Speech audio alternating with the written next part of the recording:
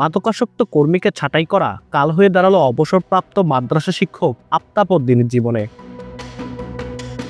Police জানায়, মাদকাসক্ত হওয়ায় সেচ পাম্পের দায়িত্ব থাকা মান্নানকে অব্যাহতি দেন আফতাব। এতে ক্ষুব্ধ হয়ে সে তার পরিচিত ডাকাত দলের সর্দার আব্দুল হাকিমকে সঙ্গে নিয়ে ডাকাতির পরিকল্পনা করে। গত ৮ জুলাই রাতে মান্নান ডাকাত দলের ১১ সদস্যকে নিয়ে দেওয়াল টপকে আফতাবের বাড়িতে প্রবেশ করে লুটপাট শুরু করে। এক পর্যায়ে আফতাব ও তার পুত্রবধূ রিভা বাধা দেওয়ার চেষ্টা করলে শ্বাসরোধ করে উভয়কে হত্যা করা হয়। এরপর ডাকাত দল বাড়িতে থাকা নগদ সোয়া ৬ লাখ টাকা ও স্বর্ণালংকার লুট করে নিয়ে যায়। দ্রুত আসামিদের বিচার নিশ্চিতের দাবি পরিবারের। বাচ্চা একটু স্বাভাবিক হয়েছে আর কি, আগের চেয়ে একটু স্বাভাবিক হয়েছে আমার বাচ্চা, কিন্তু ভিতর যে আতঙ্কটা ওটা তো আর সরতেছে না বাচ্চাটা।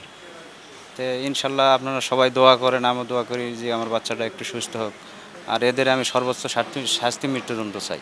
যারা হত্যাকাণ্ডের সাথে জড়িত তারা যেহেতু হত্যাকাণ্ড ঘটাইছে, সেহেতু আমাদের দাবি হলো যে তাদের সর্বোচ্চ পরিমাণ যে শাস্তি অর্থাৎ মৃত্যুদণ্ড, ফাঁসি, এটা আমরা চাই। সোমবার দিবাগত রাতের তথ্য প্রযুক্তির সহায়তায় ডিবি পুলিশ ঢাকার কমলাপুরে অভিযান চালিয়ে মান্নান ও হাকিমকে গ্রেপ্তার করে। এ সময় নগদ ৬,৫০০ টাকা ও নিহত রিভার ব্যবহৃত স্বর্ণালংকার উদ্ধার করা হয়। ঘটনায় জড়িত ডাকাত দলে আরেক সদস্যকে গ্রেপ্তার করা হয় কুড়িগ্রাম থেকে। জেলা গোয়েন্দা শাখার একদম নিরলস পরিশ্রমের কারণে আমরা 14 তারিখ এসে 2 জন ব্যক্তিকে গ্রেপ্তার করতে সক্ষম হই, যারা এই ডাকাতি এবং মার্ডারের সাথে সম্পৃক্ত ছিলেন। এর মধ্যে একজনকার নাম হচ্ছে আব্দুল মান্নান, যিনি এটার মূল পরিকল্পনাকারী ছিলেন, এবং ডাকাত দলের সর্দার, তার নাম হচ্ছে আব্দুল হাকিম। এই ঘটনাটি মূলত ঘটেছিল মান্নানের পরিকল্পনা থেকে।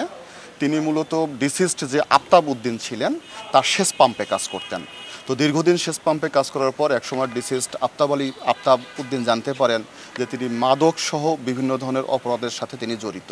এই কারণে তাকে তার সেচ পাম্প থেকে তাকে বের করে দেওয়া হয়। তখন তিনি ক্ষুব্ধ হন এবং একটা শত্রুতা পোষণ করেন। এই শত্রুতার জের ধরে তিনি পরবর্তীতে এই ডাকাত দলকে সংঘবদ্ধ করেন এবং এই নৃশংস ডাকাতি সহ হত্যাকাণ্ড সংঘটিত হয়। গ্রেপ্তার হওয়া ডাকাত সর্দার হাকিমের বিরুদ্ধে 7টি ও আরেক ডাকাত রফিকুলের বিরুদ্ধে 2টি মামলা আদালতে চলমান আছে। জোড়া হত্যাকাণ্ডের সাথে জড়িত বাকি আসামিদের গ্রেপ্তারের চেষ্টা চলছে বলে জানায় পুলিশ। আব্দুল আউয়াল, সময় সংবাদ, বগুড়া।